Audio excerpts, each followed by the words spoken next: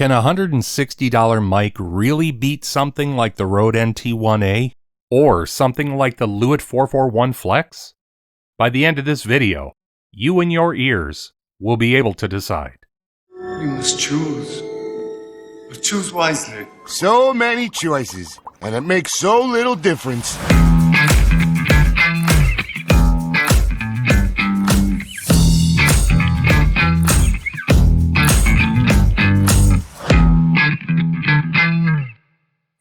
Attention! Stand at ease!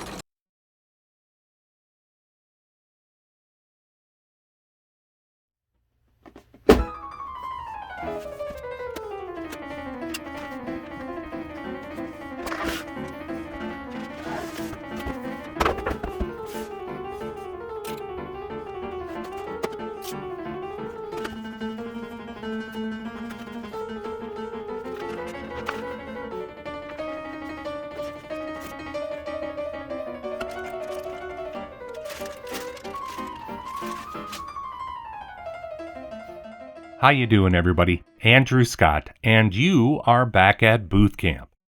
And I'd like to introduce you to a new friend of mine. This is the Neat King B2. Now, admittedly, I'm a little late to the B party and the Neat party. And a bit of backstory on the company. So, Neat Microphones was founded by Skipper Wise, and Skipper was one of the co-founders of Blue, the company most famous for the line of Yeti microphones.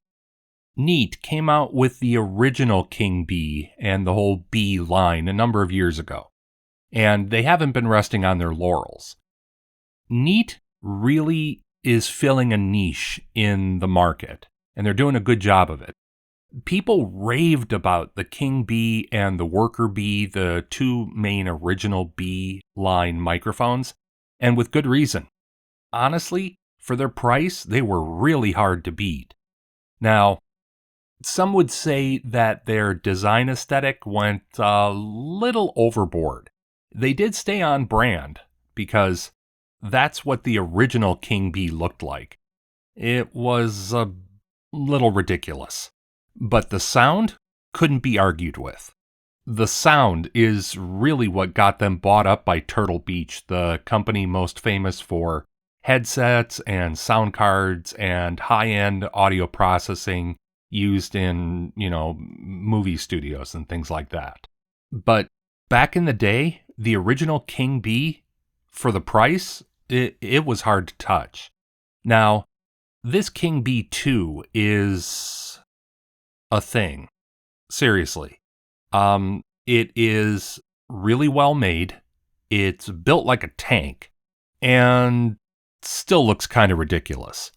2 degrees less ridiculous than the original. It comes with a very integrated shock mount. I mean, you could only use this for this microphone and maybe a pencil condenser that would fit into it. But the shock mount looks like it's, something out of Mad Max Thunderdome.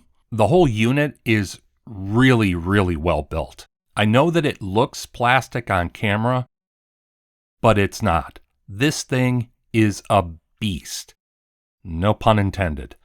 And not only is it a beast, it's a chunky boy.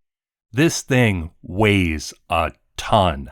For a mic of this quality at this price point, it's pretty surprising.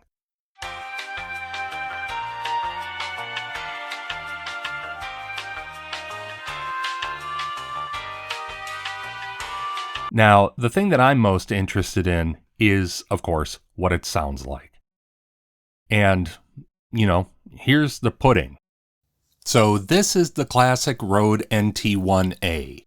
Now, this is the anniversary edition, and I don't know what's so anniversary about it, but this currently retails for around $220 and comes with the shock mount and the integrated pop filter. Now, this is by all definition a classic microphone, and many, many people use it. Now, this has kind of an exaggerated high end. And I don't find that it's personally very complimentary to my voice, but it certainly is used throughout the industry. And, with good reason. It's got a lot of detail. It's got a very good proximity effect when you get up to it. But a lot of people do find that high-end exaggeration pretty brittle. It is very easy to pop this mic. So this pop filter, or an even better one, is an absolute must. Peter Piper picked a peck of pickled peppers. Peter Piper picked a peck of pickled peppers. See? So now it's time to step up a bit in price. This is my Lewitt 441 Flex. This is a great microphone. I use it here at my desk for my standard narration work, and it has a really, really complimentary feel to my voice. So this has a much flatter EQ curve than the NT1A, and does have a few other advantages. The NT1A only does one thing. No buttons, no switches, anything like that. The Lewitt 441 Flex, by design, is a pretty flexible microphone. The NT1A is your standard cardioid mic. The Lewitt 441 Flex can act as a standard cardioid mic, a hypercardioid mic, a bidirectional mic, and a few other tricks. It comes with a nice integrated shock mount. It comes with a nice integrated pop filter. But admittedly, that pop filter doesn't really do much. Now, obviously, both of these give you a pop filter option, but I really like the Lewitt 441 and its pop filter because everything is so much smaller. As far as footprint goes, you don't have this giant dinner plate in front of your face while you're trying to read copy, but it still can be popped pretty easily. Peter Piper picked a peck of pickled peppers. Peter Piper picked a peck of pickled peppers. But the other difference is that this will run you about $400 new. There's no question, though, that it's really worth it. Great mic. Love the thing to death. I think the thing that I'm most impressed with this microphone is the self-noise. This microphone is incredibly quiet. I mean, we're talking about self-noise that rivals things like Neumann's or Sennheiser's. Seriously, we're talking about noise so low, it's virtually inaudible to the human ear. I mean, listen to this thing. It sounds great. Now, a couple of things I'm not a fan of.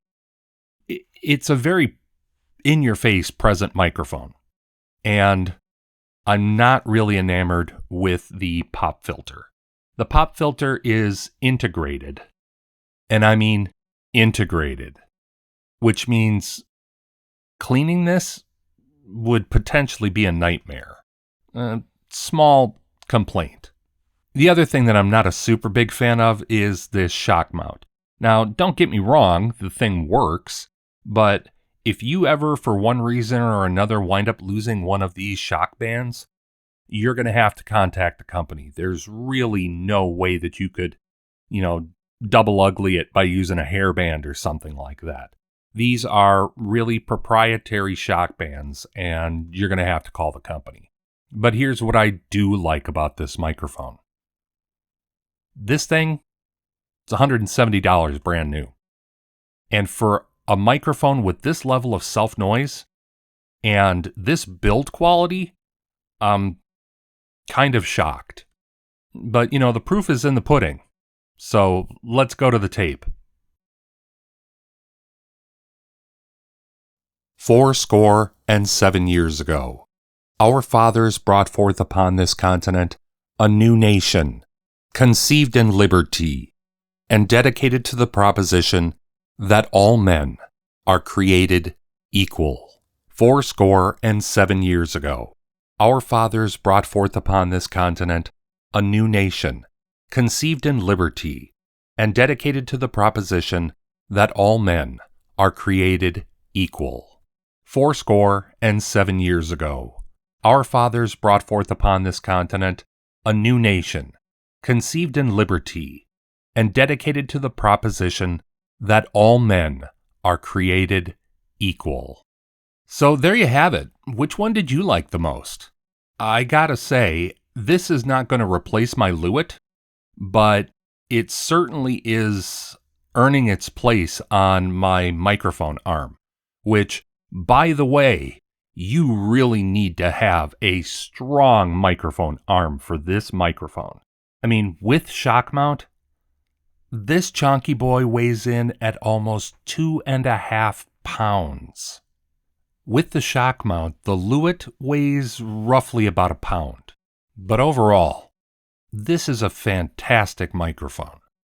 I'm, again, kind of shocked because for $170, plus the cost of a simple interface, which these days you can get for well under $100 and sometimes well under $60, you could be doing world-class broadcast work with this microphone. For the negatives, I don't see them outweighing the positives on this microphone. So again, what do you think? You've heard all the comparisons. Which mic do you think is best for your voice? Make sure to hit me in the comments below and tell me what you think of the microphone. But overall, I gotta say, I'm gonna say it, this thing's the bee's knees. Or, I don't know, very pudgy knees, something like that. But to answer the question that I posed at the beginning of the video, in my opinion, this guy can definitely go toe-to-toe with the NT1A and does a pretty good job of keeping up with the 441 Flex. But that's my opinion. I'm interested to know what your opinion is. Jump into the comments below and, leave a comment. Let me know if I'm totally right or completely wrong. And also, do me a favor and give us a like, click, and subscribe if you haven't already. We're growing, and we'd love to have you grow with us. Make sure to jump into our Discord server as well for more talk about microphones, booths, and voiceover. But until next time, I'm Andrew Scott. This is the King V2, King for a reason. And we'll see you next time, here on Booth Camp. Take care, everybody. Bye-bye.